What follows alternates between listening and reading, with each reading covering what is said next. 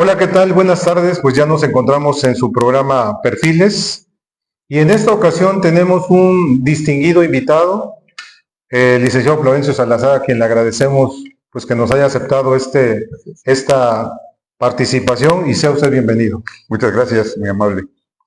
Bueno, pues el licenciado Florencio Salazar tiene y ha tenido diversas facetas a lo largo de su vida política.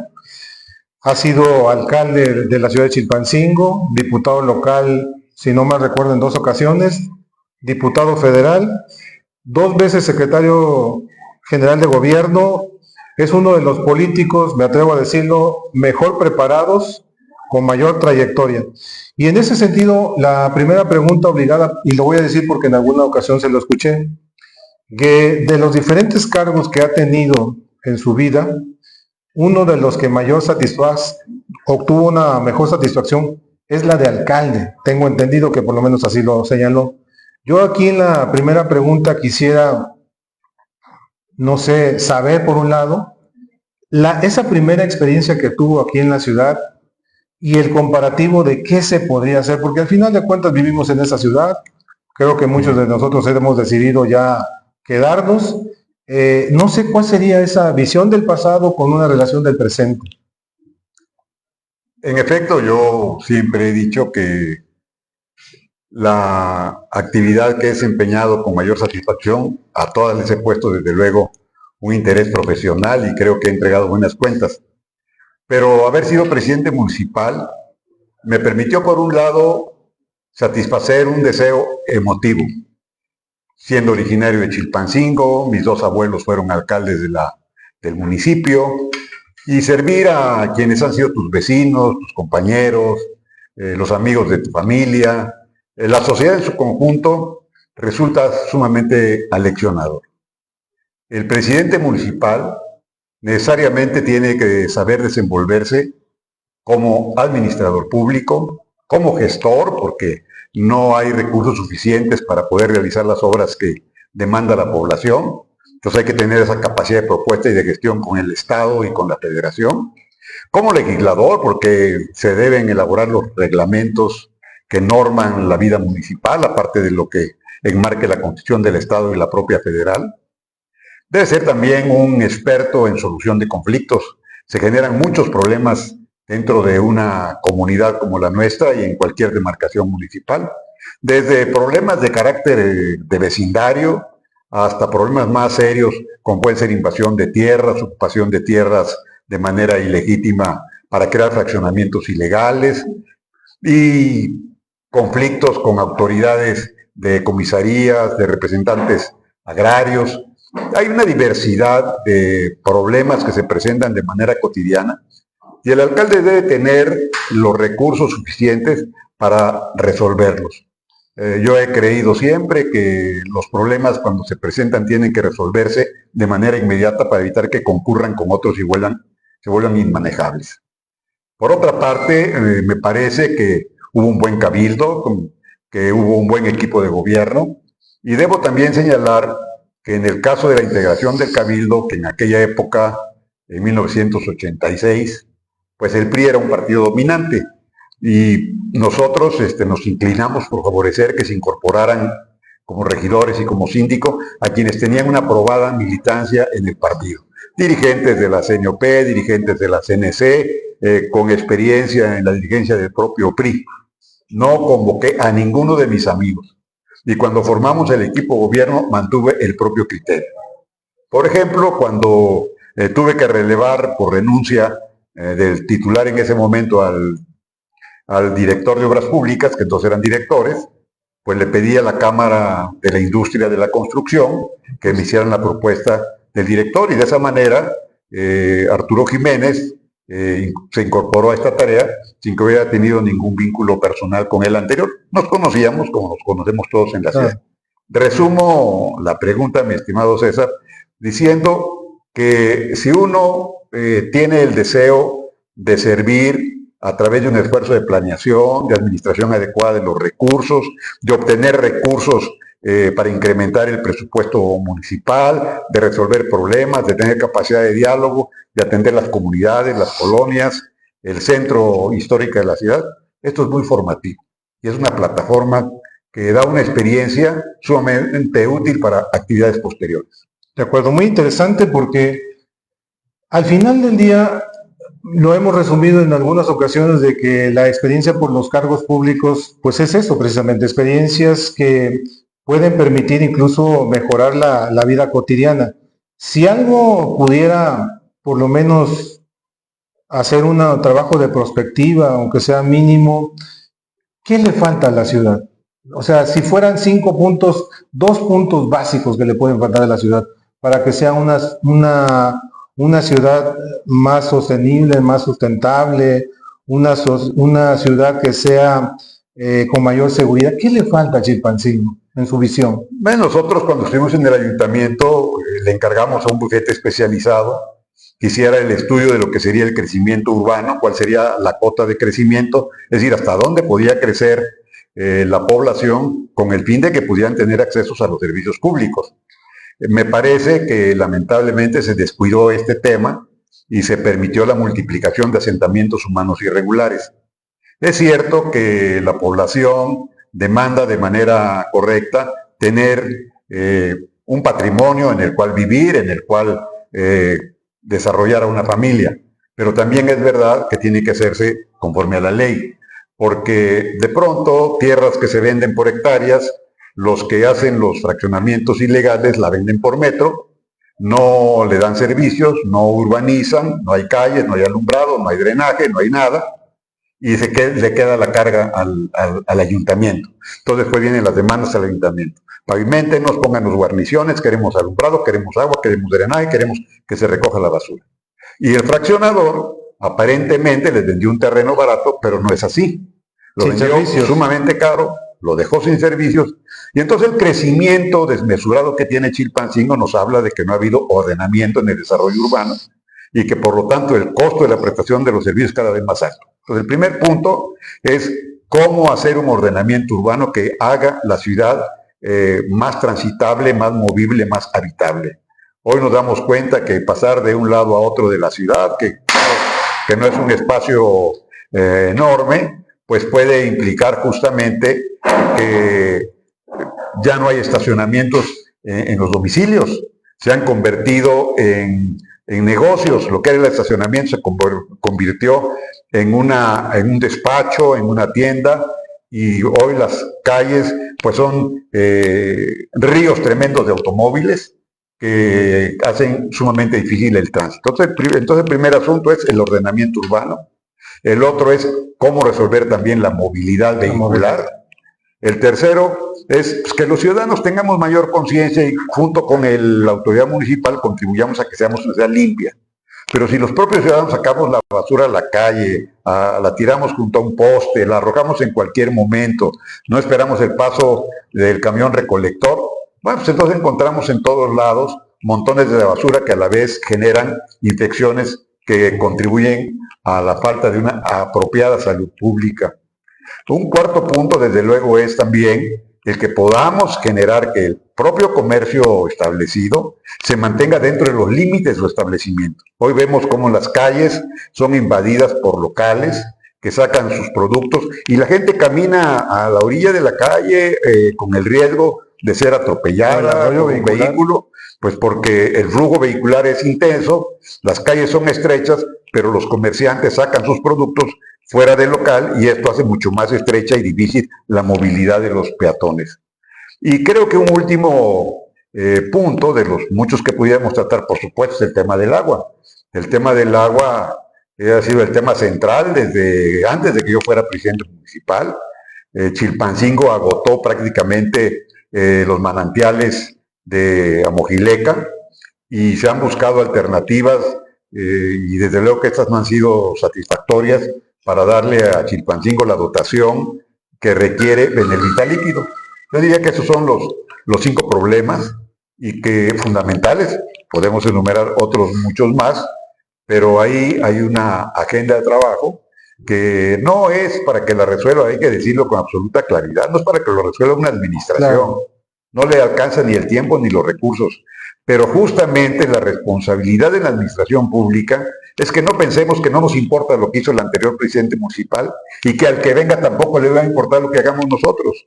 Debe haber continuidad en las políticas públicas. Es como quien construye una casa, pues la empieza a hacer y a lo mejor no la termina el jefe de familia, la terminan sus hijos o la terminan con un crédito.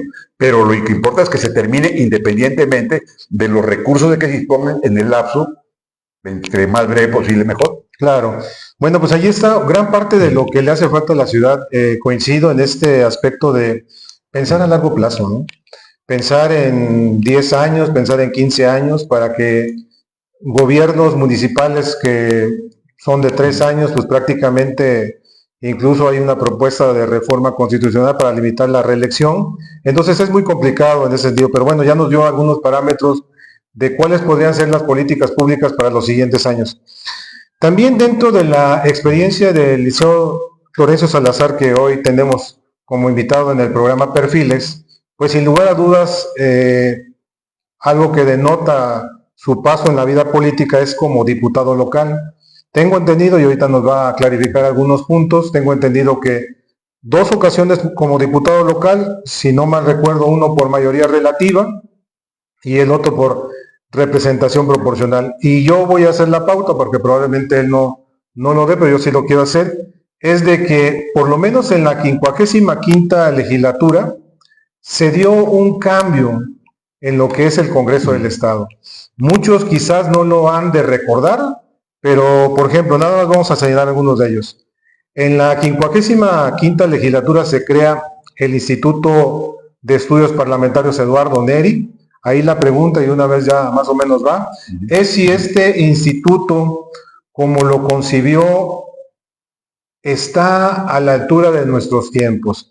Y por el otro lado, también otra pregunta, y bueno, al mismo tiempo de lo que se aportó en esa 55ª legislatura, que yo puedo decir que es un parteaguas para Guerrero, para dentro de este equilibrio de poderes, es sin duda alguna la instauración de la presea Sentimientos de la Nación, si también en su momento cuáles fueron los motivos, pero sobre todo el comparativo con la actualidad, porque en este último, incluso hasta donde seguimos la prensa, fue un post-mortem a una, vamos a decir, economista destacada, pero la pregunta ahí yo también que quiero hacerle es si en realidad ese era el motivo de que, o cuál era el motivo en comparación con el pasado, con el presente, entre algunas otras cosas. También el registro del diario de los debates, esto también nos parece fundamental como un registro de la historia en la participación de cada uno de los legisladores. Pero la pregunta que tendríamos que hacernos los ciudadanos es si los diputados locales al Congreso están diciendo lo que los ciudadanos en realidad queremos oír, sobre todo de la problemática. No sé si quiere agregar y sobre todo comentar algo aparte de lo que le estoy preguntando. Sí, muchas gracias. Yo creo que el poder legislativo es el poder político por excelencia, porque ahí es donde se debaten las ideas, las iniciativas de ley con argumentos jurídicos y políticos, y se debe de cuidar, como decía Morelos, que la buena ley sea la que se legisle con el propósito de que se pueda mejorar el desarrollo de la sociedad.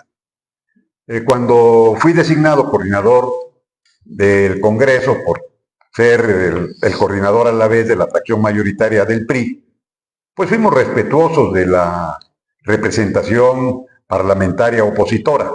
Había un número significativo de diputados del Partido de la Revolución Democrática, una representación de 2 diputados de Acción Nacional. Sin embargo, siempre procuramos legislar por consenso. Esto no evitó los debates y qué bueno que así fuera, porque se expresaron los puntos de vista, los criterios, las ideas de cada uno de los representantes de los distintos partidos.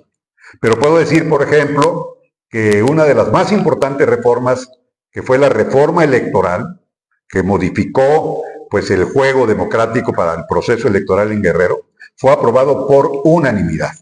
Las resistencias que inicialmente tuvo el Partido de la Revolución Democrática, que coordinaba mi amigo Saúl López Ollano, pues las fuimos venciendo en la medida en que fuimos abiertos para recibir las opiniones. Y entonces hicimos una enorme sábana y fuimos anotando artículo por artículo. En donde te había obstáculos, lo dejábamos pendiente y nos seguíamos al siguiente donde estábamos de acuerdo. Y al final resolvimos donde había problemas. ¿Y cómo lo resolvimos? Pues buscando la razón política, independientemente de dónde procediera. Y de esta manera hubo propuestas del Partido de la Revolución Democrática que enriquecieron esa reforma, que fueron aceptadas por la mayoría, y eso explica por qué obtuvimos una aprobación unánime para una reforma tan importante como fue la electoral. Nos pudimos haber impuesto con mayoría, Claro, mayoría. Nos pudimos, como se dice en el lenguaje coloquial legislativo, haberlos planchado. Pero eso debiera quitado legitimidad a esta reforma. Una reforma que tiene que ver con el proceso electoral tenía que ser absolutamente legítima. Y eso solamente se obtenía con el consenso de todas las fracciones parlamentarias que nosotros obtuvimos. Debo decir también que yo tuve la fortuna de haberme encontrado con un gobernador, Ángel Aguirre, que la primera ocasión que gobernó Guerrero, muy sensible a los planteamientos de los diputados. Muchos de los cambios y reformas que implementamos fue porque además él estuvo de acuerdo en nuestras propuestas. En alguna ocasión le dije al gobernador que la ceremonia conmemorativa del 3 de septiembre, por ser el primer Congreso de Anáhuac, debería ser organizada y ser del Congreso, no del Ejecutivo. Y él estuvo de acuerdo. Y además de que estuvo de acuerdo, entonces ya nosotros hicimos la propuesta para crear la medalla Sentimientos de la Nación, que se otorgara cada año a quienes fueran figuras sobresalientes en el ámbito fundamentalmente de la vida democrática. Después se amplió a los derechos humanos, a la ecología y a otros atributos que tienen que ver de manera sustantiva con el desarrollo social.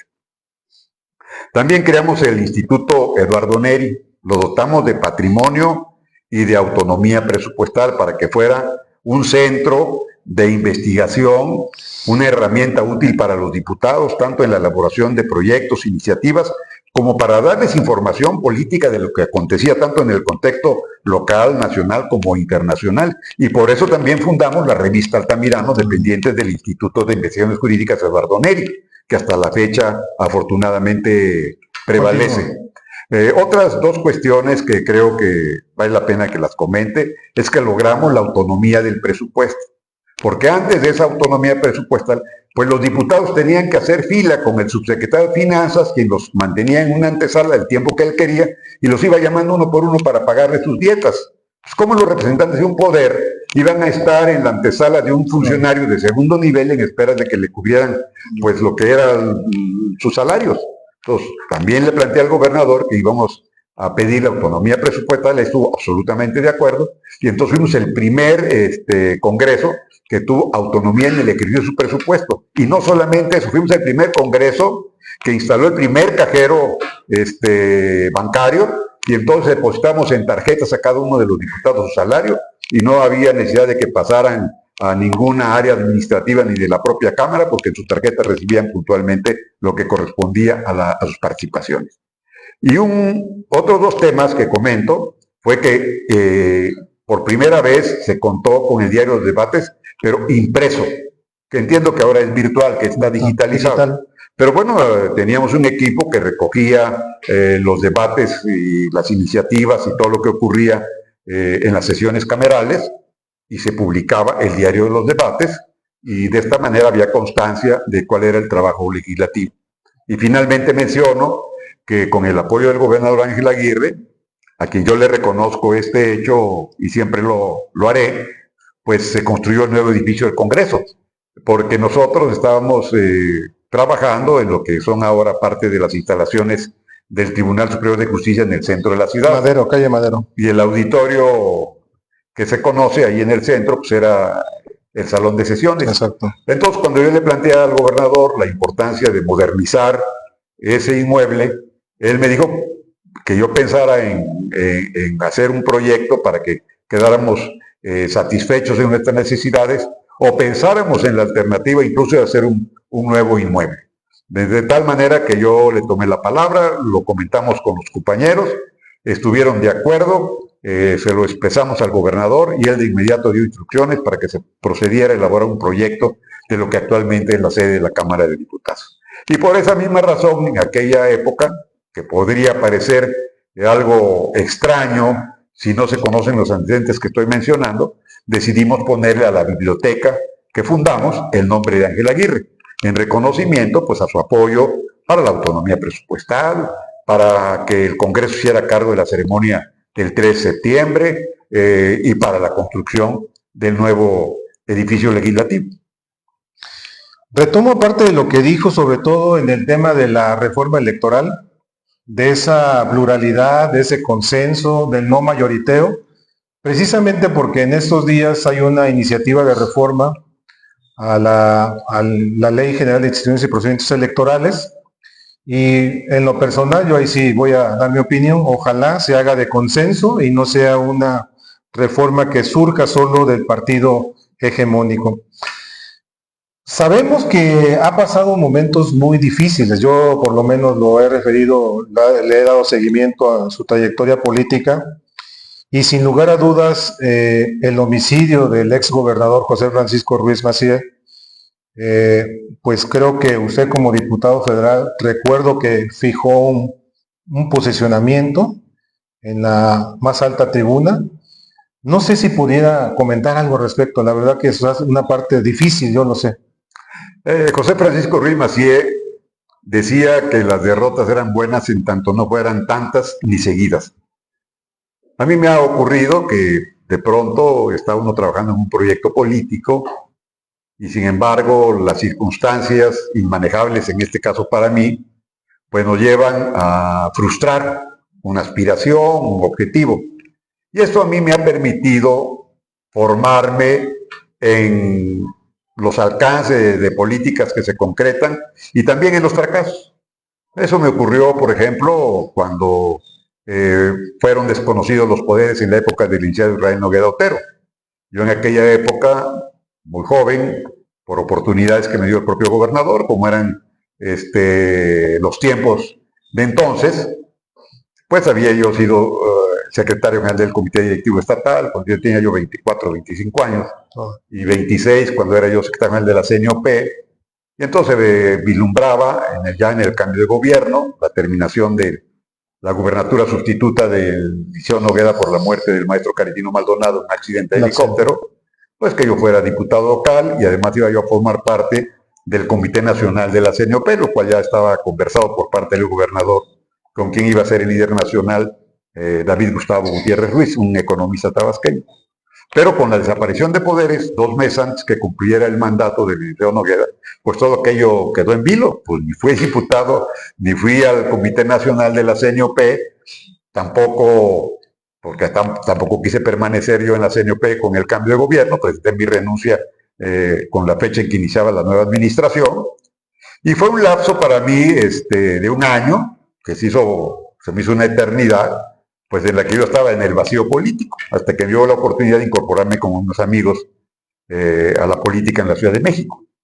Pero esa fue una primer caída bastante severa, pero afortunadamente, como lo he comentado, pues me pasó cuando yo tenía, pues no sé, 26, 27 años. Eso me pasa a los 50, probablemente me hubiera dado un infarto.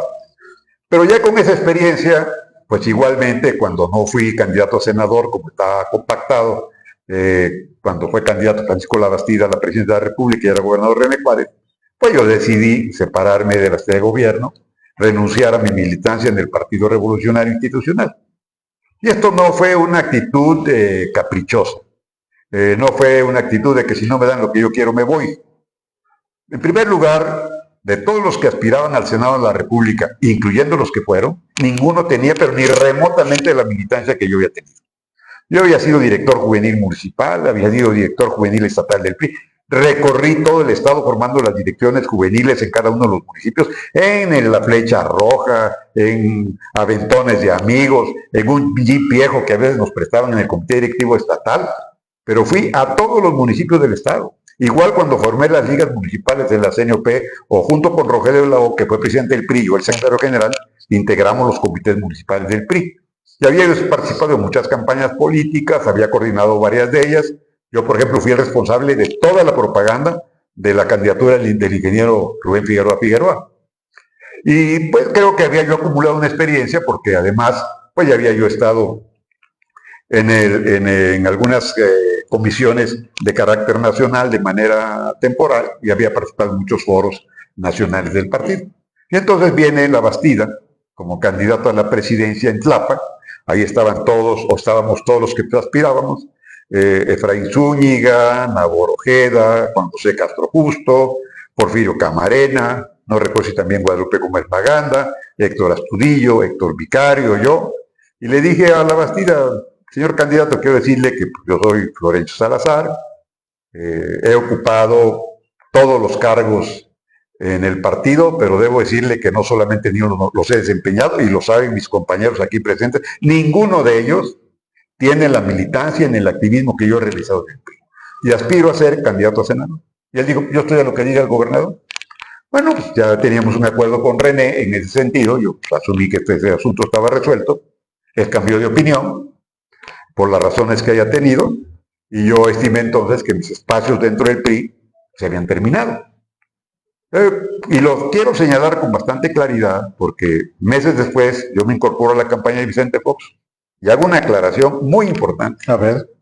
Vicente Fox en ese momento estaba abajo en las encuestas de preferencia, sí, claro, para la sucesión presidencial. Sí, sí, sí. No me fui de manera oportunista con el que iba a ganar. Me fui a participar con un candidato que estaba compitiendo y que no tenía en ese momento la mayoría de la intención del voto que sí tenía Eliseo Labastida. Bueno, entonces yo creo que esa fue una decisión por diferentes causas que platicaremos en otra oportunidad, pero fue otro momento pues de un descalabro y una recuperación política. Y luego, por la tercera en la que tú mencionas, el haber trabajado muy de cerca con un político muy hecho, muy completo, como fue José Francisco Ruiz Massieu. José Francisco Ruiz Massieu era una inteligencia sobresaliente y creo que dejó una ausencia que todavía se extraña, porque en la medida en que ha pasado el tiempo, había una decadencia en el discurso político. He entendido el discurso como la narrativa del pensamiento y la acción que se realiza a través de un partido para conquistar el voto en la vida democrática. Y Ruiz Massieu era un pensador político, analizaba los problemas, los diagnosticaba, apuntaba sus soluciones. Y cuando uno lee las ideas que él dejó plasmadas en diferentes libros, en artículos de periódicos, en entrevistas, pues uno se da cuenta que su pensamiento sigue vigente. Y lamentablemente que él pudo ver el México que hoy vivimos, pudo anticipar lo que podía ocurrir si no se hacían las reformas a tiempo, como él lo planteaba, si no cambiaba la vieja política por la nueva política, si no se modernizaba el PRI. Él advertía, dice, si no cambiamos, nos cambian. Sí, claro. Bueno, pues cambiaron a los priistas porque no cambiaron. Los priistas tuvieron varias oportunidades de reformarse y no lo hicieron. Hay una pregunta obligada del pensamiento del licenciado José Francisco, y quiero planteársela. ¿Nueva política o nueva clase política para nuestros tiempos? Bueno, esa también fue la otra disyuntiva que él planteaba, frente a la nueva política y la vieja política, y la nueva política o nueva clase política. Desde luego que la nueva clase política tiene que ver con una nueva generación de políticos, y estas no son generaciones espontáneas, exacto, se van formando a lo largo del tiempo. Claro. Desde luego, él lo que planteaba es que había que cambiar los viejos usos políticos por los nuevos usos, pero también conservar todo aquello que era útil. Claro. Si no se trataba de cambiar por cambiar, había que revisar qué de lo viejo sirve y conservarlo, y qué de lo nuevo es bueno e incorporarlo, porque tan malo es conservar lo viejo como incorporar todo lo nuevo de manera acrítica. Y entonces Ruiz Massieu planteaba, sí, una nueva generación política, pero una nueva generación a tono con el México que se venía encima, que ya se aproximaba el cambio de siglo, y que como vemos ahora, no solamente ha sido el cambio de siglo, ha sido el cambio de era, porque no estamos viviendo un cambio de siglo. Así como se pasó de la época medieval a la ilustración, así estamos pasando de la modernidad a la era de la inteligencia artificial. Y esto está acelerando el desarrollo global. Estamos frente a fenómenos que jamás habíamos visto y que desde luego obliga a los políticos a ser cada vez más asertivos, mejor informados, más preparados, tener un lenguaje apropiado para comunicarlo a la población y mantener viva la democracia, porque como dijo un clásico, hasta ahora, Churchill lo dijo, la democracia es el peor de los sistemas políticos, con exceptuando a los demás. Exacto. 2 veces secretario general de gobierno, uno en el gobierno del licenciado René Juárez y el otro en el del licenciado Héctor Astudillo. 2 momentos, uno puede ser mayor experiencia. ¿Cuál fue más complicado o qué rescatamos del primero que pudo haber sido útil con respecto al segundo? Fueron dos experiencias en efecto distintas. Pues con René Juárez teníamos una vieja amistad desde que él era estudiante de la Escuela de Economía. Coincidimos en el hecho de ser incluso parientes políticos porque éramos concuños, nos casamos con 2 hermanas, pero pues obviamente no había actos de nepotismo porque no éramos familiares consanguíneos y sin embargo pues nos apoyábamos mutuamente. Cuando yo fui alcalde, él, que era secretario de Planeación y Presupuesto del Estado, me apoyó con un programa que me permitió electrificar 32 pueblos y 28 colonias en el municipio. Electrificar, no alumbrado público, líneas de electrificación, que fue pues, una obra muy importante que nosotros pudimos hacer y que se debió fundamentalmente a la gestión que hizo René en apoyo de la administración. Entonces platicábamos mucho de política. Yo en alguna ocasión le dije, mira, le digo, como van las cosas, hoy las elecciones se ganan en el territorio, ya no es en México donde van a decir quién es el bueno. Entonces, tú has hecho una buena labor territorial en el COPLADE, en las áreas de la administración pública estatal, pues te has sabido mover con los alcaldes y yo creo que yo aspiro a ser gobernador y pues tú vas a ser primero antes que yo. Pero no te conocen en Chilpancingo, le dije. Entonces le voy a pedir a Héctor Astudillo, que era el presidente del PRI municipal, cuando yo era alcalde, que te vaya a ver y que él te ayude para que te conecte con las colonias, con la gente de Chilpancingo y este proyecto que tenemos para que tú seas gobernador, pues pueda tener un curso exitoso. Bueno, pues así lo hicimos, así ocurrió. Y yo ya en este gobierno, pues la relación estrecha de confianza con René cambió. Pero cambió porque él cambió, no yo. Él ya tuvo otro tipo seguramente de intereses. Muchas veces, por desgracia, los gobernantes se rodean de personas más dedicadas a la cortesanía que al análisis político. Ignoro qué pasó, pero se fue generando un distanciamiento que al final terminó con que pues yo cumplí parte del compromiso político que habíamos hecho y él no cumplió con la suya. Eso ya es cosa juzgada. No tengo nada que reclamar porque al final de cuentas yo realicé mi propia trayectoria política y creo que tuve buenas oportunidades. Bien. Con Héctor Astudillo, pues la relación venía igualmente de muchos años atrás. Cuando él llegó de México como un abogado recién egresado, se incorporó conmigo como mi secretario particular. Y ya de ser mi secretario particular, yo lo promoví a ser secretario de la CNUP en Chilpancingo, luego a presidente del Comité Municipal del PRI y luego lo conecté con René. Y esa relación a él le permitió a su vez crecer y desde luego pues René lo hizo senador y pues, candidato a gobernador en la primera ocasión en la que él lamentablemente no tuvo la mayoría de votos. Pero tuve una relación de mucho respeto, Héctor y yo. Yo siempre le serví reconociendo que él era el jefe. Y para mí eso era un asunto muy importante porque de pronto no faltaban los amigos o los falsos amigos que decían, oye, pero si tú fuiste el jefe del gobernador, pues tú dile lo que tiene que hacer. Yo le puedo dar mis opiniones en lo que es el ámbito de mi responsabilidad. Le puedo hacer sugerencias en aquellas cuestiones que sean importantes para la gobernanza del Estado, pero el jefe es él, no yo. No se equivoquen. Y a mí nadie me va a orientar para que yo quiera asumir que porque Héctor fue mi secretario, yo soy el que manda. No, aquí el que manda es el gobernador. Y yo, en ese sentido, él seguramente podrá decir lo mismo que estoy diciendo ahora.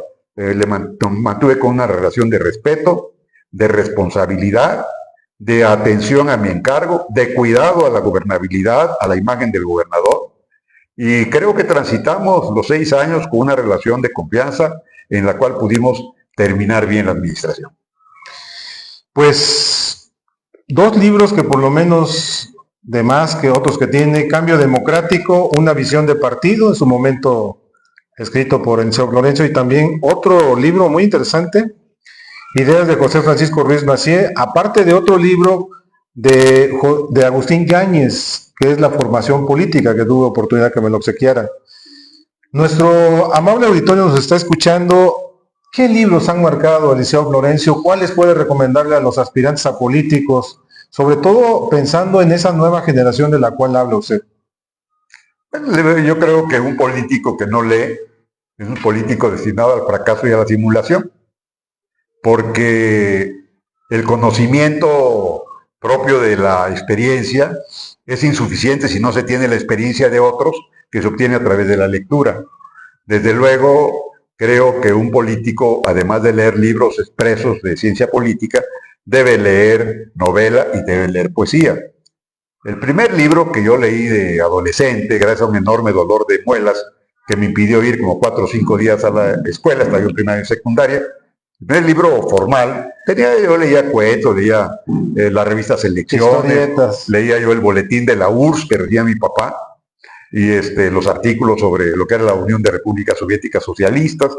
Pero el primer libro que yo leí, que era de casi 1000 páginas, fueron las memorias de Pancho Villa de Martín Luis Guzmán. Y entonces en ese libro, pues se hace todo un enorme recorrido de lo que fue toda esa epopeya de los centauros del norte, que se levantaron en armas apoyando a Madero en contra de la dictadura de Porfirio Díaz. Cómo pensaba Villa, cómo reaccionaba Villa. Luis Guzmán fue un tiempo secretario particular de él. Y bueno, recordemos que también él escribió La sombra del caudillo, El águila y la serpiente, pues que son las novelas, digamos, cumbres de todo lo que es la narrativa de la Revolución Mexicana, o lo que se llama la novela de la Revolución Mexicana. Pero posteriormente pues leí las memorias de Vasconcelos, las memorias de Jaime Torres Bodet, pues, que fue un gran educador, un gran diplomático, un gran poeta mexicano, nada menos que el creador del libro de texto gratuito en el gobierno de López Mateos, y el único latinoamericano hasta la fecha que ha sido director general de la UNESCO, Jaime Torres Bodet. Un orgullo de mexicano por su talento, por su honestidad, por su creatividad. Yo creo, pues, entonces que, además de nutrirse de las ideas que nos animan a participar en la política, hay que también leer narrativa, es decir, obras de la imaginación. Porque, por ejemplo, ahora acabo de terminar el segundo volumen de Santiago Posteguillo sobre la vida de Julio César, que son volúmenes de 1000 páginas cada uno, y ha anunciado que serán 5, hasta ahora se han publicado solamente 2. Y uno piensa en cómo se puede hacer una novela en la cual se describan los diálogos que puede tener Julio César con sus colaboradores, con sus oponentes como Pompeyo, como con Craso, los debates con Cicerón. Porque Julio César fue un gran estratega militar y se nos olvida que también fue un gran orador que debatía con el propio Cicerón, con quien eran adversarios dentro del Senado. Pero esta narrativa en la cual Posteguillo hace un trabajo de investigación histórica, pues también va creando los puentes imaginativos de que un hecho real que llega al punto A, ¿cómo es que continúa en el punto B? Bueno, pues él lo crea, él lo imagina. Estas lecturas importantes porque entonces el político debe tener una capacidad de imaginación. ¿Cómo podemos resolver los problemas si tenemos escasez de recursos? ¿Cómo le hacemos para cumplir con los programas que nos hemos comprometido? ¿Qué hacemos para darle satisfacción a una sociedad que tiene demandas específicas? Pues tenemos que imaginar. A mí me pasó, por ejemplo, que siendo candidato a presidente municipal, pues se me hizo fácil. Yo estudié 5 años en la escuela primaria, primer congreso de Anáhuac. Me recibieron ahí en un día de homenaje un lunes, y me dice la directora, dice, yo no me jubilo hasta que se haga el nuevo edificio de la escuela primaria. Ay, no se preocupe, que yo cuando en el principal me comprometo que vamos a hacer el edificio de la primaria. Luego voy a Petaquilla y me oigan, aquí necesitamos nosotros un jardín de niños. Cuando yo sea presidente les vamos a hacer el jardín de niños. Y voy a Mazatlán y aquí necesitamos la escuela secundaria. Yo les voy a hacer la escuela secundaria. Y llegas al ayuntamiento, se abren los cajones y te das cuenta que pues apenas te da el recurso para que puedas cambiar los focos, tener limpia la ciudad, ponerle gasolina y aceite, cambiar las llantas a los vehículos, y que realmente la oportunidad de hacer obra pública de esa envergadura es del Estado y de la Federación. Y entonces pasa el primer año y pues claro que de vez en cuando me decían, oiga, presidente, y su compromiso de hacer la escuela y la secundaria y el jardín de niños y el centro de salud de San Vicente y terminar el mercado de Locotito y lo que usted dijo que se iba a recomponer el centro comunitario de la colonia del PRI. Entonces, reviso el director del gobierno federal y me encuentro que un amigo mío, cercano amigo que yo conocí en el Comité Nacional del PRI, era el director general del CAPSE. Jaime Aguilar Álvarez. Pedí una cita y Jaime, muy amable, me recibió en 2 días. Le digo, fíjate, Jaime, que debemos molestar porque pasó esto, y le relato este episodio de mis compromisos y que pues yo no tenía de dónde sacar dinero para hacer eso. Tocó un timbre, háblele usted al subdirector de obras, al subdirector de esto, y en un momento me sentó y a sus principales colaboradores. Ven a este señor que está aquí, el señor es mi amigo. Cuando yo estaba de capa caída en el PRI, el que me recibía, me mandaba las invitaciones para los eventos, tomaba café conmigo, bueno, y ahora lo quiero ayudar en los problemas que tiene. A ver, ¿cómo le hacemos para hacer la escuela primer congreso en Agua de Chilpancingo? Permítame. No, pues mire, esa es una obra que debe hacer el Estado, porque se trata de una construcción nueva. Pero debe haber alguna forma para que la hagamos nosotros, solo que pasemos como un problema de carácter técnico. Dice que entonces requiera que se haga una nueva institución. Ellos hablaron ahí en los términos que yo no preciso. Muy bien, aprobada. La secundaria de Mazatlán, pues el gobierno del Estado tiene que hacerla. Las secundarias generales las hace el gobierno del Estado. Nosotros podemos hacer una secundaria técnica. Entonces digo el director del CAPS, pues hace una escuela técnica y ustedes úsenla para una escuela general. ¿Quién les va a ir a decir que no lo hagan? Listo. El jardín de niños de Taquillas. Listo. El jardín de niños Federico Frovel en San Mateo. Listo.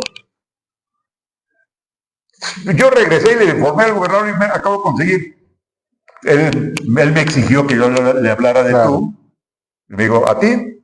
Te ordeno, me dijo, que me hables de tú. Ya les platicaré por qué. Y entonces me dijo, mire, fui a hablar a Jaime Aguilar Álvarez y me consiguió todo esto. Nada más tengo un problema, ¿cuál? No tengo dinero para comprar el terreno para la escuela nueva. ¿Cuánto es? Yo ya había hablado con los Calva, que eran los dueños del terreno. De ahí de donde está el monumento a las banderas, todo eso. Y me lo habían ofrecido en 60 millones de pesos. Y Edgar Elías, que era el secretario de Finanzas, dijo, yo lo compro, gobernador. Y dije, no. Si lo va a comprar Edgar Elías, prefiero que no se haga la obra. Digo, porque Edgar Elías amenaza a la gente para que se lo vendan a precios ridículos. Yo voy a quedar mal con paisanos míos que digo, y van a pensar que hasta yo los estoy ahí casi extorsionando. Entonces digo, no, a ver, ¿cuánto es que son? Dale cheque al presidente municipal, digo, Ruiz Macié. Compramos el terreno. Y luego se presentó un problema, pues que resulta pues el acceso era muy estrecho para entrar porque había un lote aquí y otro lote aquí frente al pórtico de la escuela. Y entonces hablé con uno de los propietarios. Digo, oye, te quiero ofrecer una permuta por tu terreno. ¿Qué me ofrecen? Dijo. Rogelio Sermenta había construido las viviendas de la colonia Guerrero 200, pero no había pagado los impuestos. Y me dijo, cuando yo entré, mira, Florencio, digo, yo tengo una casa terminada, acéptamela como pago de los impuestos que debo por el desarrollo de aquí de Guerrero 200. Me parece muy bien. ¿A quién quieres que la ponga? ¿De tu papá, tuyo? No, le digo, a nombre, no, hombre, ¿cómo crees? A nombre tuyo, o alguna de tu familia, no, que son impuestos del municipio, a nombre del ayuntamiento. Pues la puso a nombre del ayuntamiento, y cuando viene este asunto, yo le digo, te la permuto por una casa que está en la Guerrero 200. Entonces, él se quedó con la casa, nosotros nos quedamos con el lote, y de esa manera ampliaron más amplia. Sí, porque eran 3 metros de entrada. O sea, a la hora que se hizo, pues no previmos justamente el acceso. Podemos haber expropiado los terrenos, pero la verdad es que la expropiación debe ser un acto de necesidad extrema. Claro. Porque uno no puede ignorar que es el patrimonio de una familia o una persona. Sí. Y aunque sea de utilidad pública, pues de pronto despojas a la gente de lo que ha sido el esfuerzo, a lo mejor de una vida. Entonces yo le dije, vamos a negociar. Yo te doy una casa y tú me das el terreno. Y así pude yo cumplir. Pero, ¿qué es lo que ahí desarrollé? Pues una imaginación. O sea, yo dije, ¿y ahora cómo le voy a hacer? Ruiz Macié, por ejemplo, hablaba de la escasez en la nueva política, de lo que está planteando, y planteaba el tema de la imaginación con respecto a la escasez que ahora se vive, ¿no? Sí, pero Ruiz Macié, porque pues advertía que habíamos salido de 2 crisis muy severas, al finales del gobierno de Echeverría, a finales del gobierno de López Portillo, y el inicio del gobierno de Miguel de la Madrid, pues que fue sumamente difícil porque no había liquidez. Es decir, se encontró con que estaba el dólar en 300 pesos, no sé cuántos pesos, había una enorme inflación, muchas empresas habían quebrado, y afortunadamente el show de la Madrid, pues una recomposición de la economía, tuvo que poner ajustes bastante severos pues para que nos pudiéramos recuperar. Y Ruiz Massieu, con esas experiencias y conociendo de manera cercana al Liceo de la Madrid, que fue su maestro de Derecho Constitucional, Sí, claro. que déjame platicarte una anécdota brevísima Sí, adelante, sobre Ruiz por supuesto. Massieu. Un día me conversa Ruiz Massieu que sus compañeros de la facultad, como Diego Valadez, se habían ido con el maestro Serra Rojas. Andrés Serra Rojas. Andrés Serra Rojas a tomar sus clases de Derecho Constitucional. Digo, Pepe, vente con nosotros. No, si ya está saturado el grupo del maestro Serra Rojas. Y después va Diego y le dice, Pepe, ya conseguí que el maestro Serra Rojas te acepte y ya tiene un espacio. Y dice, no, yo no voy con el maestro, yo me voy, dice, con el licenciado de la Madrid. Y me dijo Ruiz Massieu, mis compañeros estaban viendo al pasado, yo estaba viendo al futuro. Ahí está, adelantado a su tiempo. Que por cierto, queremos hacer la invitación el próximo domingo. Hay 2 ceremonias, la ceremonia por parte del gobierno del estado en el Panteón Central de esta ciudad, en el marco del 31 aniversario, y también la ceremonia por parte del Comité Directivo Estatal del PRI, allá donde está el obelisco, donde se encuentra su monumento. Sin lugar a dudas, personajes o personalidades nos marcan. Creo que son referentes para nosotros en nuestra guía política, nuestro desarrollo. Y yo les recuerdo, porque también lo ha comentado dentro de algunos que lo ha hecho en algunos espacios, el Meme González, ¿no? Y por el otro lado, bueno, pues sin lugar a dudas, José Francisco. No sé si haya más personajes a quien usted tenga una referencia especial. Bueno, Agustín Yáñez también lo refiere, lo refiere mucho, sobre todo en el libro de la formación política. Algo que nos puede decir, más personajes, ¿a quién tiene, aparte de ellos, o ellos en particular? No sé. Pues yo he tenido la oportunidad de conocer a lo largo de lo que fue mi larga vida política, pues a muchos políticos de diferentes niveles, en el municipio, en el estado, en el país, en el extranjero. Y creo que una de las características que debe tener un político es su afán de conocimiento. Y el afán de conocimiento empieza por tener curiosidad. La curiosidad que le permite a uno preguntar de manera apropiada, por supuesto, no caer en las imprudencias, indagar, saber. Yo, por ejemplo, un día reunido con el licenciado Jesús Silva Herzog, que fue secretario de Hacienda con el licenciado de la Madrid y renunció por una diferencia con el secretario de Agricultura. Se mencionaba entonces que él seguramente sería el sucesor del licenciado de la Madrid, pues eran amigos muy cercanos, habían sido compañeros en la Escuela de Economía, y Silva Herzog era un secretario de Hacienda verdaderamente brillante. Y un día me reúno con él, lo conocí que en Chilpancingo vino a padrinar a una generación de economistas de la universidad. Ruiz Massieu tuvo un compromiso en México, me dijo, atiéndelo, acompáñalo, en lo que se le ofrezca, dice, pues es un hombre inteligente que te va a servir, dice, conversar con él.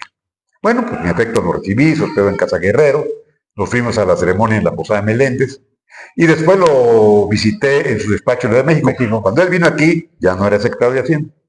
Y entonces lo vi en su despacho y le dije, oye, licenciado, pues usted fue un secretario de Hacienda muy competente, se le vislumbraba como un probable sucesor del Liceo de la Madrid. ¿Qué fue lo que pasó? ¿Por qué usted renuncia al cargo? Me dice él, porque me intrigaron. Me dieron un reconocimiento en Estados Unidos como mejor economista del año. Dice, y el equipo de Salinas le dijo a de la Madrid que yo había pagado $20 millones por ese premio. Dice, lo cual pues, es absolutamente falso y además comprobable. Y el problema ya finalmente hizo crisis cuando el secretario de Agricultura pide una ampliación de su presupuesto por $10,000 millones de pesos. Y yo le digo al presidente en una reunión que no es conveniente porque vamos a entrar a acelerar el proceso inflacionario que estaba ya controlando y que por lo tanto, pues reconociendo que esos recursos se necesitaban para la agricultura, había que aguantar un poco para que justamente la inflación no se nos disparara. Entonces el presidente de la Madrid golpeó la mesa y dijo, secretario de Hacienda, entréguele el dinero al secretario de Agricultura. Yo me levanto, cumplo con su instrucción y le mando que renuncie. Pero en realidad, dice, ya la renuncia era un asunto de formalidad, porque pues ya las condiciones políticas ya no les permitían estar en el gabinete. Y yo llegué a una conclusión que la pude comprobar después de varias oportunidades. Cuando los políticos se retiran, entonces se le puede uno decir cosas que en otras condiciones serían verdaderas imprudencias preguntárselas. Así como llegó Silva Herzog, un día llegó aquí el maestro Olivares Santana, que ya no era secretario de Gobernación. Él acostumbraba cada año a hacer una ruta histórica con sus nietos.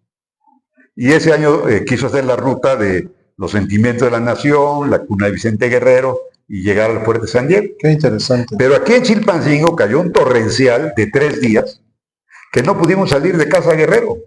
Entonces yo me iba con el maestro Olivares desde muy temprano, era yo presidente municipal, me retiraba a la hora de la comida, regresaba después de la comida, seguía platicando con él, me iba a la hora de la cena y regresaba el otro día.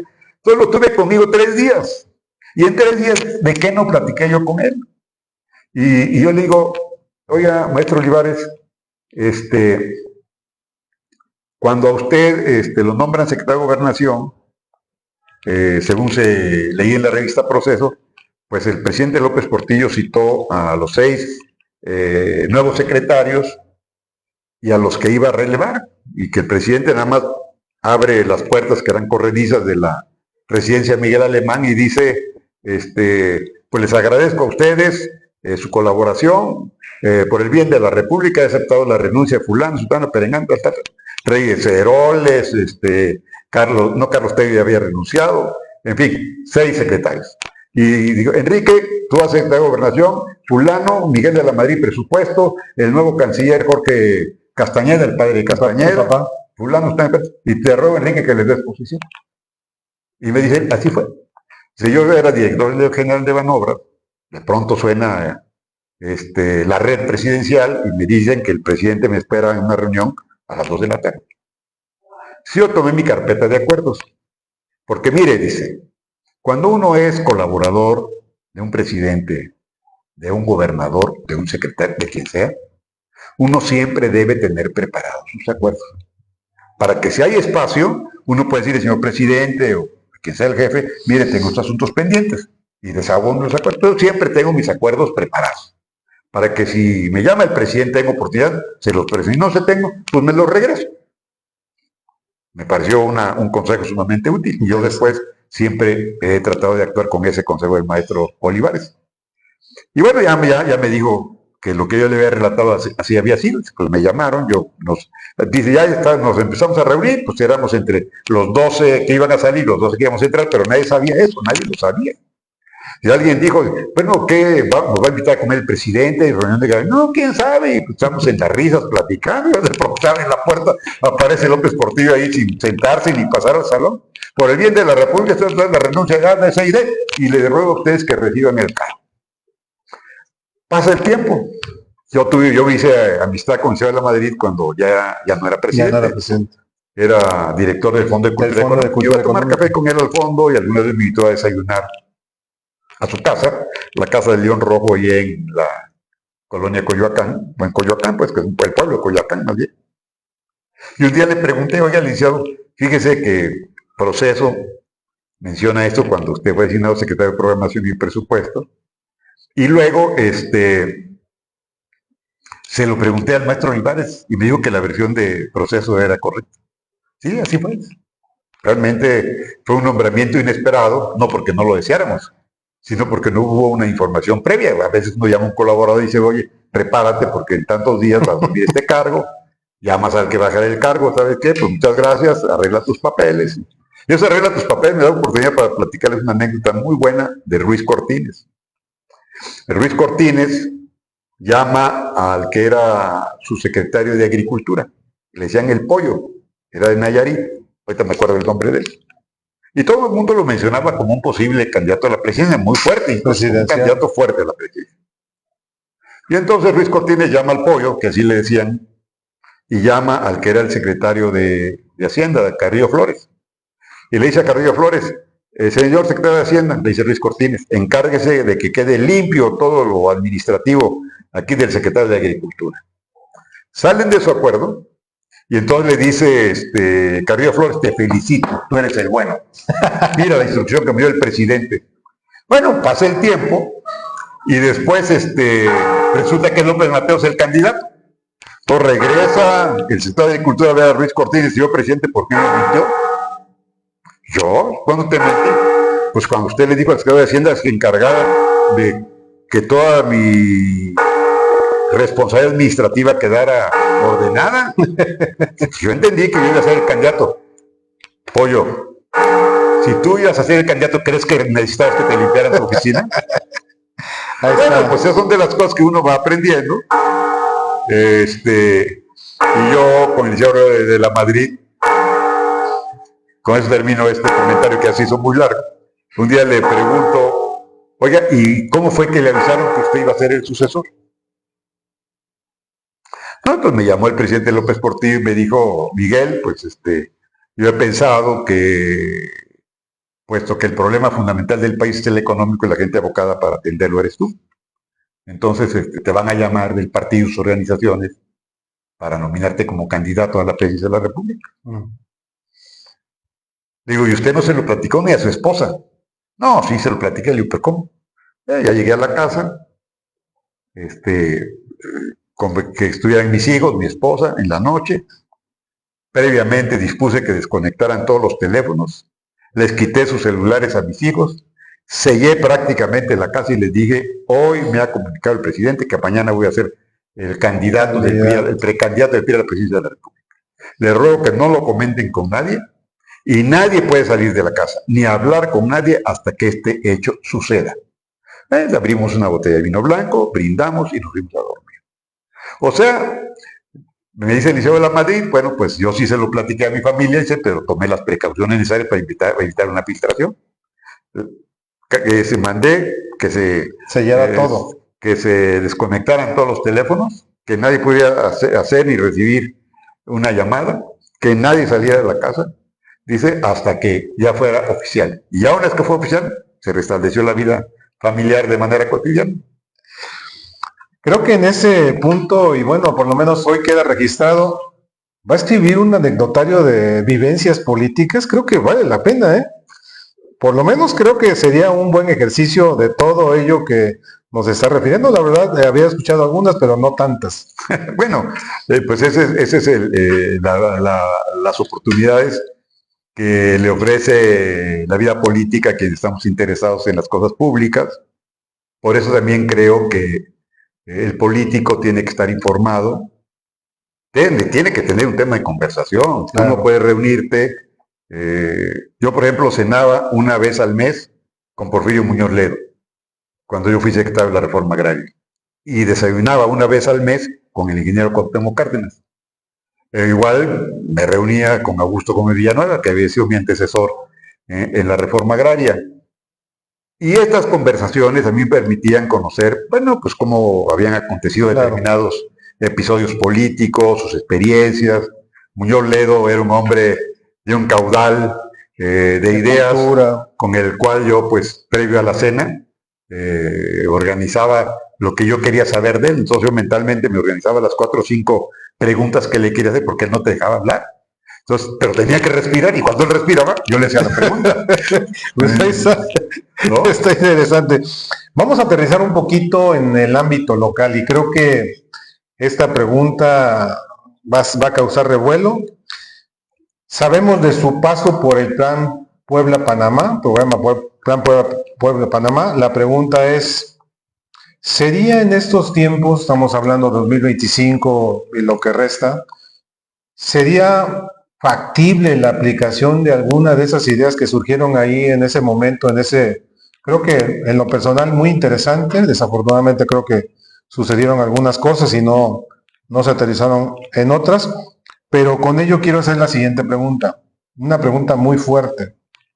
¿Tiene futuro Guerrero en su visión? Bueno, primero brevemente hago la introducción respecto al Plan Puebla-Panamá. Fue un programa ideado por el presidente Vicente Fox para generar el desarrollo del sur-sureste de México y Centroamérica.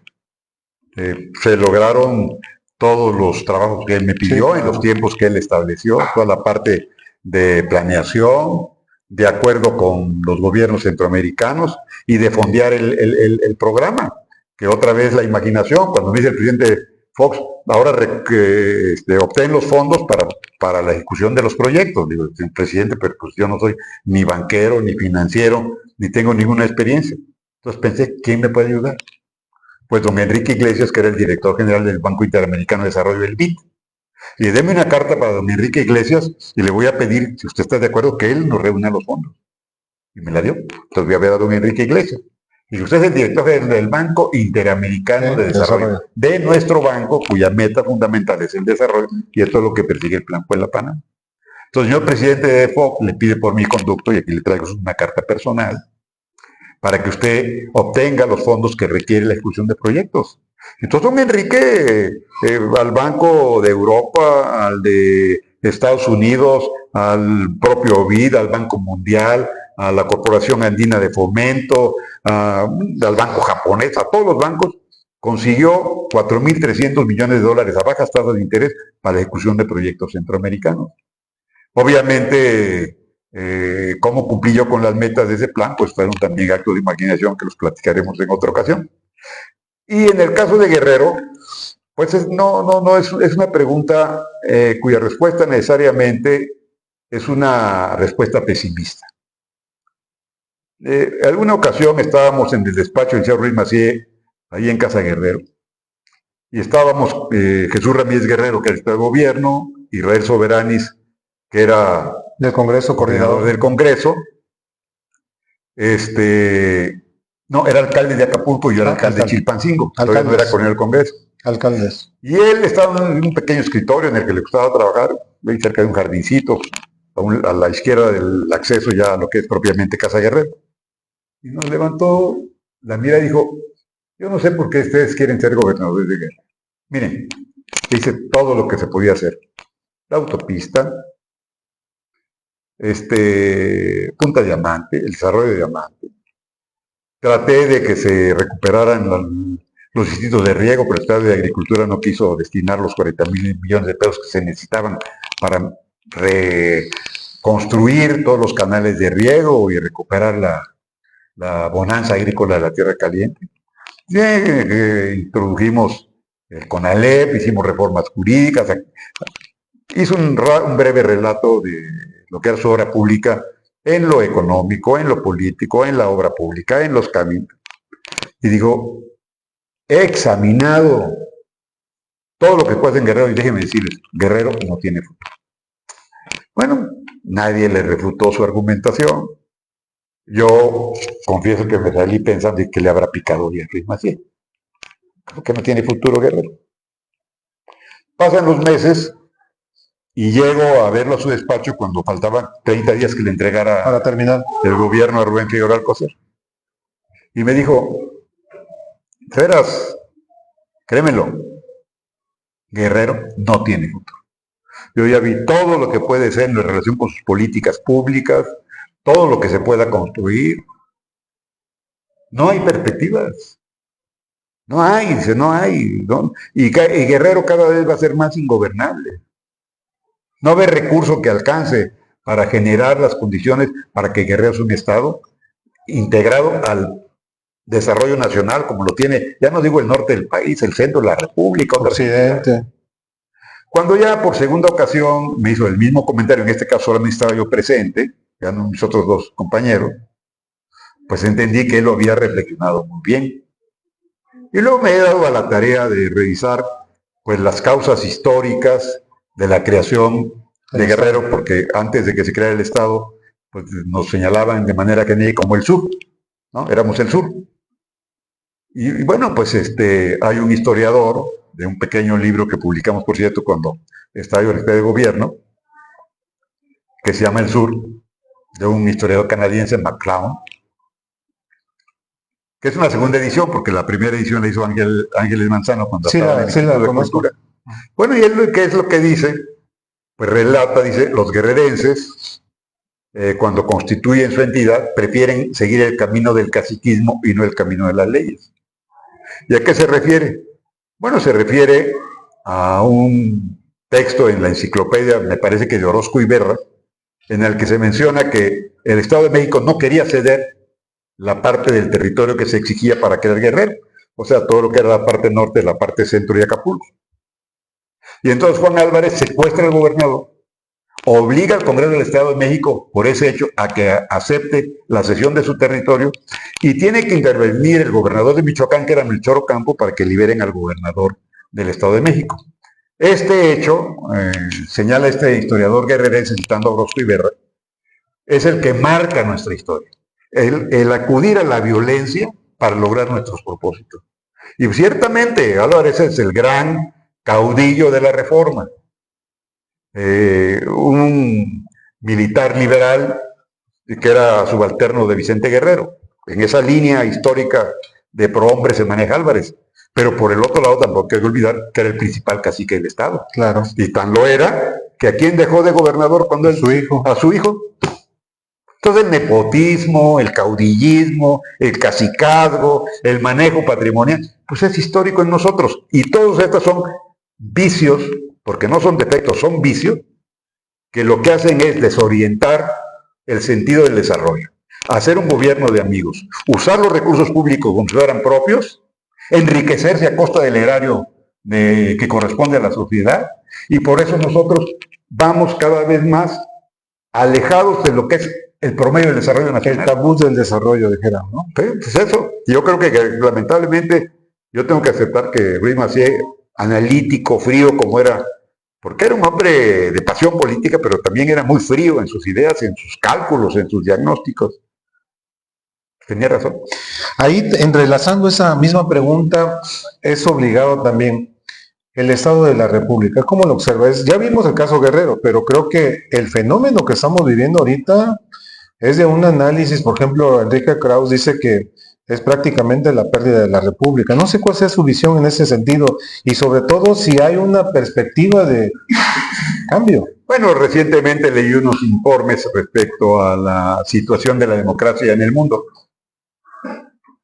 Y estos informes indican que ha decrecido la democracia. Es decir, de 120 y tantos estados que eran democráticos, es decir, repúblicas, pues esos han descendido como a 70, si no recuerdo mal las fechas, digo los datos. Pero para no incurrir en equívocos sobre esto, la presión de los datos, simplemente refiero que sí ha habido un descenso significativo. Y este descenso se debe a la emergencia de lo que varios analistas llaman los hombres fuertes. Es decir, personalidades políticas que a través de un proceso democrático llegan a ocupar la presidencia de sus países, a ser primeros ministros y luego se dedican a desmontar las instituciones democráticas para concentrar el poder. Es decir, primero subordinan al poder legislativo para que entonces puedan cambiar las leyes a su antojo. Luego desnaturalizan al poder judicial para relevarlo por otro que igualmente cumpla lo que en este caso el jefe, el hombre fuerte, desee. Y en ese momento hay una concentración de poder que destruye en los hechos la vida de la República. Pero esto, si nos puede parecer familiar, pues resulta que ahora mismo ocurre en Hungría, ocurre en Turquía, ocurre en los propios Estados Unidos. El presidente Trump está concentrando tal poder que se comporta pues como de manera cesárea, ¿no? Como un César. Y vemos que ocurrió con Chávez y a punto estuvo de ocurrir con Evo Morales y por supuesto con el autoritario que gobierna Nicaragua, y ya no hablemos de la dictadura de Cuba, que esa fue producto de una revolución, pero que pues nunca se asomó a la vida democrática. Y pues desde luego también pues nos ha afectado a México. Entonces es un proceso global que vale la pena estarlo revisando, porque ¿qué es lo que conduce a la sociedad a creer en el hombre providencial? En el hombre que nos va a resolver todos los problemas. Cuando sabemos que una sociedad suyo es compleja y que los problemas, las realidades objetivas, pues son igualmente transformables en la medida en que se apliquen las políticas necesarias y oportunas. No podemos pensar, por ejemplo, que vamos a generar el desarrollo del país y que va a mejorar el bienestar de la familia si otorgamos millones de pesos en subsidios improductivos. Y si además para ampliar la masa de esos subsidios vamos a pedir prestado. Endeudados. Entonces, ¿cómo va a haber una economía sana Si estamos dando lo que no nos hemos ganado, que nos están prestando, y si a quienes se lo estamos dando no le estamos pidiendo ninguna responsabilidad. ¿Cuál es la lógica de los hombres fuertes que hacen esto en varios países, incluyendo el nuestro? Pues la lógica es tener una masa de seguidores que les permita un apoyo popular para decir, pues ahora es el momento de los pobres, tenemos que acabar con el privilegio de los ricos y por eso vamos a otorgar apoyos que en realidad lo que están diciendo, te estoy comprando tu voto para que no te olvides que tienes que estarme apoyando. Si quieres seguir recibiendo lo que te doy. Digamos que esto es lo que varios analistas denominan justamente el hombre fuerte, que yo alguna vez lo traté en un artículo periodístico en relación con Calles, que tuvo otra característica del hombre fuerte que fue el jefe máximo. Sí, claro. Con el hombre fuerte del mundo contemporáneo, y que parece que se calcan unos con otros porque realmente implementan las mismas estrategias. Ahora, obligado en esa última parte, estamos hablando del mundo contemporáneo con esa problemática de cada día hay menos estados nacionales democráticos, incluso el nuestro ya está catalogado como híbrido, es decir, ya tiene ciertas características. Y en ese sentido, ya casi para ir cerrando nuestro programa, sin lugar a dudas, todo el tema de la tecnología, la inteligencia artificial, nos gustaría escuchar su opinión con respecto a la educación, con respecto a la cuestión laboral, sobre todo para aquellos niños jóvenes que vienen atrás de nosotros. ¿Cuál es su visión de lo que ha leído, de lo que usted puede analizar en esto? Pues yo te daría una respuesta en dos partes, si me lo permites. Cuando hablas del estado híbrido, se ha planteado de que ya dio de sí el sistema presidencial en México, el tlatoani sexenal, el hombre que durante 6 años tiene todo el poder y lo pierde todo cuando entrega la batuta a quien le sucede en el cargo. Y entre ellos Muñoz Ledo llegó a hablar de tener un sistema semiparlamentario y otros han hablado de un sistema parlamentario. Leyendo a Giovanni Sartori, este gran filósofo de la política italiano, él dice que en el caso de México el sistema parlamentario no es funcional, porque no sería funcional. ¿Por qué dice? Porque se requieren partidos con mayor responsabilidad. Es decir, en un momento determinado, el Parlamento, donde se integra el gabinete y se designa el primer ministro, como ocurre en Inglaterra, tiene que llegar a acuerdos para sostener al gobierno. Claro. Pero si en la primera disputa van a emitir votos de censura y van a hacer que se derrumbe la administración y tenga que convocarse periódicamente a nuevas elecciones, entonces se produce un proceso anárquico que no contribuye a la gobernabilidad. Correcto. Dice, como no hay partidos en México que tengan ese sentido de responsabilidad, esa solidez, el sistema parlamentario sería un fracaso. ¿Qué es lo que recomienda Sartori? Un sistema, como decía Porfirio Muñoz Ledo, con mucha lucidez, era un hombre de un gran talento, y culto, por supuesto, un sistema semiparlamentario como el francés. Se elige al presidente, se integra el gabinete, hay un primer ministro. Y el jefe de gobierno es el primer ministro y el jefe de Estado es el presidente. El presidente tiene la facultad de deponer al primer ministro, por supuesto, pero no lo depone porque tenga la facultad. Claro. Porque en el caso francés puede ocurrir que los problemas polaricen al presidente o polaricen al primer ministro. Si polarizan al presidente, va a ser difícil que el presidente se reelija, si allá son electos por 7 años. Pero si polariza al primer ministro, el presidente lo cambia por otro. Y ese cambio se hace obviamente mediante un consenso con el Parlamento. Sí, correcto. Entonces dice Giovanni Sartori que probablemente ese sistema funcionaría más en México. ¿Por qué? Porque acotaría al presidente, se acabarían las facultades metaconstitucionales, actuaría conforme a derecho, tendría un primer ministro que coordinaría el gobierno, que se encargaría de la gobernabilidad del país, que además sería pues realmente no solamente un cable de transmisión, sino también un fusible, porque lo mismo pasa a los acuerdos del Congreso al presidente, recibe las inquietudes y propuestas de la sociedad al presidente, que si es necesario lo cambian porque se funde y ponen a otro. Claro.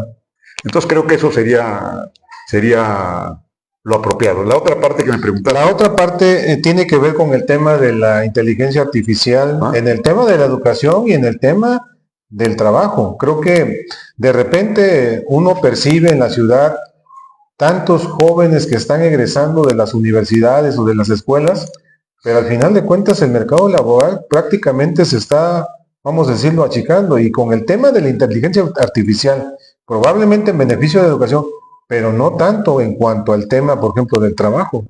No sé qué visión No, tenga. la inteligencia artificial es como decían los romanos de la lengua, que era lo mejor y lo peor. Oye, porque cuando hablas puedes decir las cosas más bellas, pero también puedes decir las cosas más horrendas, ¿no? ¿Cómo se usa este instrumento? Pues eso depende de la responsabilidad que tengan ante él, principalmente los gobiernos. Claro.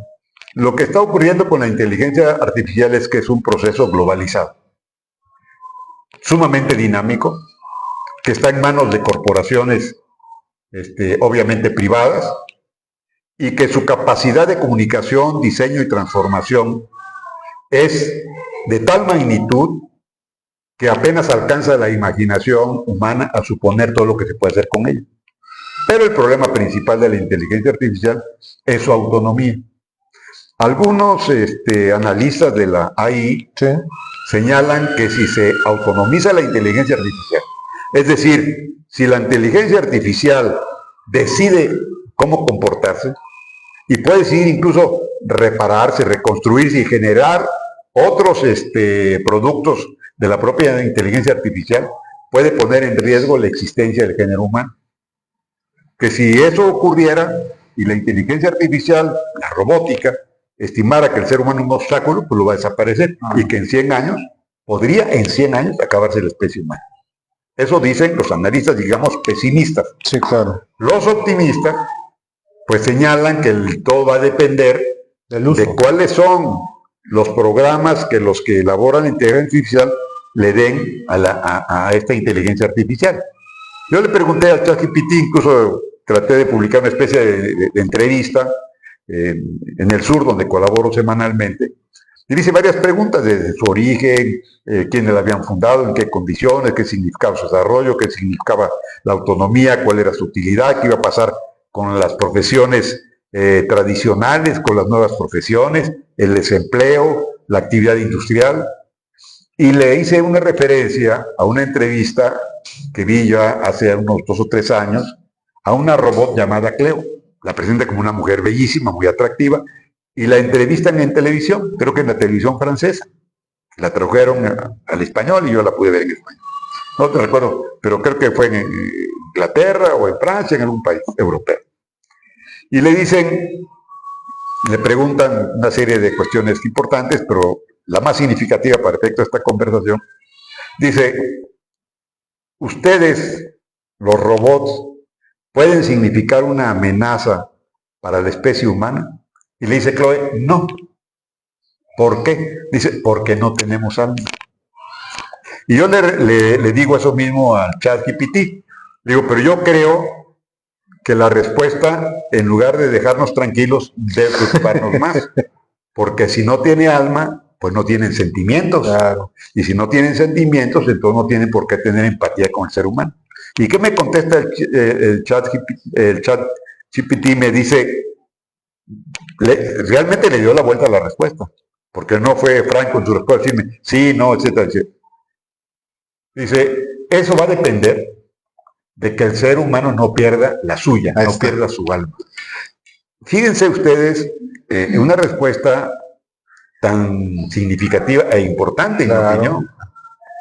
Si los creadores de la inteligencia artificial tienen una ambición desmedida, hacen una carrera para ver quién tiene la inteligencia artificial más potente, le otorgan autonomía, le dan recursos para que actúe de manera como dispongan, sin tomar en cuenta a sus creadores, entonces puede ser un desastre en el futuro. ¿Qué es lo que se necesita entonces? Que quienes la crean lo hagan con programas que les den autonomía para ciertas cosas, pero que las mantengan controladas. Y eso siempre va a ser un desafío. Porque ya lo vimos en varias películas de ciencia ficción. Sí, Terminator. Como una gran computadora quiere destruir a todo un ejército, a la policía, a los gobiernos, porque considera que están actuando fuera de lo que debe ser el ordenamiento mundial. Entonces, para destruir esa computadora pasa toda una odisea. La película es regular, pero al final de cuentas, todo lo que uno se puede imaginar, se puede crear. Todo lo que se puede crear puede ocurrir. Y en relación a las nuevas profesiones, bueno, hay muchas profesiones que ya están señalando la inteligencia artificial que van a quedar en desuso. ¿Cuáles, por ejemplo? Contabilidad, arquitectura, la licenciatura en Derechos. ¿Por qué? Porque todo lo vas a poder tener a través de un programa de inteligencia artificial. Y en efecto, hoy mismo ya hay programas que tú le puedes decir, hoy tengo un terreno de tantos metros cuadrados, quiero hacer una casa con tantas habitaciones, una cochera para tantos vehículos, quiero tener tantos closets, esta disposición, y te va a dar el plano. Y luego así, bueno, ahora quiero que me digas cómo voy a construir esta casa, este inmueble. Ah, pues te va a decir qué elementos requieres. Oye, pero ¿cómo refuerzo tal? Porque lo voy a poner en un lugar que está cerca de un lago, de un río, hay mucha humedad. Te va a decir cómo. Entonces tú entras ya al programa, ya eres un constructor. Claro. Ya no ibas al arquitecto, mejor dicho, ya él te va a dar el tema contable. Igual. Tú ves, a ver, aquí están mis estados contables, aquí está lo que tienes que pagar, aquí está tu programa ante el SAT, ante Hacienda, aquí están los pagos ante el Seguro Social, aquí te lo va a dar la inteligencia artificial. Los asuntos médicos muchos de ellos van a resolver.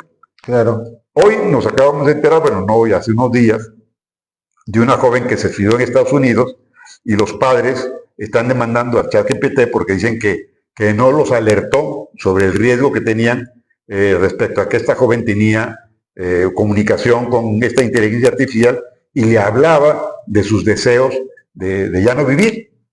Y dicen los padres que la inteligencia artificial alentó en esta joven esos deseos hasta que finalmente se propicia su suicidio.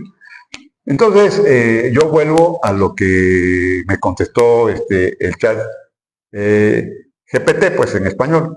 Dice, pues nosotros damos respuestas de acuerdo a la información que disponemos, actuamos de acuerdo a cómo somos programados y nosotros carecemos de empatía, de sentimientos, de emociones. Nosotros no tenemos, ¿por qué? Porque somos máquinas, estamos programados.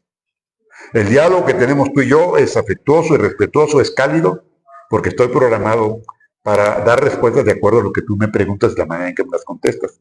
Pero yo no soy una persona. Claro. Esa es la cuestión. Y entonces, termino con el tema de Guerrero y del país. Pues nosotros vamos muy atrasados en inteligencia artificial.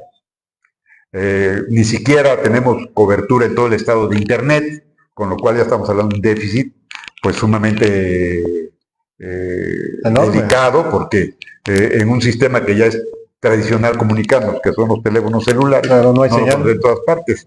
Pues ahora ya para acceder a la inteligencia artificial pues estamos todavía más lejos todavía. Y puede ocurrir que tengamos cada vez más licenciaturas, más maestrías, más doctorados. Pero eso ya no va a ser probablemente en el futuro necesario. Claro. ¿Qué es lo que dicen algunos expertos de inteligencia artificial? En el futuro lo que se necesita es comprobar los conocimientos y las habilidades. ¿Qué sabes hacer? No me digas cuántos diplomas, ni cuántos títulos tienes, ni a cuántos cursos. ¿Qué sabes hacer? Exacto. Concretamente, ¿qué sabes hacer? Y entonces, el que carezca de habilidades va a estar fuera del mercado. Y las profesiones liberales que conocemos, pues van a desaparecer. ¿En dónde van a estar vivas, por decirlo, en las sociedades atrasadas como la nuestra? Bueno, si no tenemos internet, no accedemos a la inteligencia artificial, a menos que lleguen las grandes corporaciones aquí a proveer la agricultura, la industrialización, el turismo, etcétera, pues vamos a seguir en las actividades actuales, pero no porque sean necesarias, sino por razón de nuestro atraso. Sí, nuestra propia necesidad. Casi nos vamos en este programa. La verdad ha sido una tarde muy agradable. Estamos transmitiendo desde el Centro Cultural Arcadia, a quien agradecemos la amabilidad de esta hospitalidad. No sé, algo que quiera concluir, finalizar. La verdad que esperemos de que no sea la última, si no haya otra. La verdad ha sido una tarde muy agradable, una conversación en lo personal que me llevo muy dentro de mi corazón en el sentido del aprendizaje. ¿Algo que quiera agregar? Pues yo los invitaría a todos ustedes a que hagamos un esfuerzo por pensar. Dirán que estoy diciendo obviedades porque todos pensamos. Pero yo me refiero al pensamiento razonado, al que hace un análisis en relación a todo lo que es nuestro entorno y a lo que nos importa. ¿Por qué ocurren los problemas que tenemos? por qué no se resuelven, cuáles pueden ser sus consecuencias, y que eso nos permita tener también una opinión crítica y por lo tanto participativa.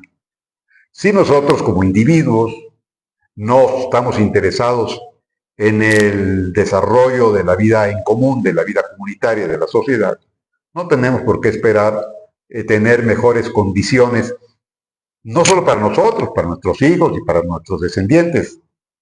A mí, en lo personal, me preocupa mucho el futuro de mis nietos.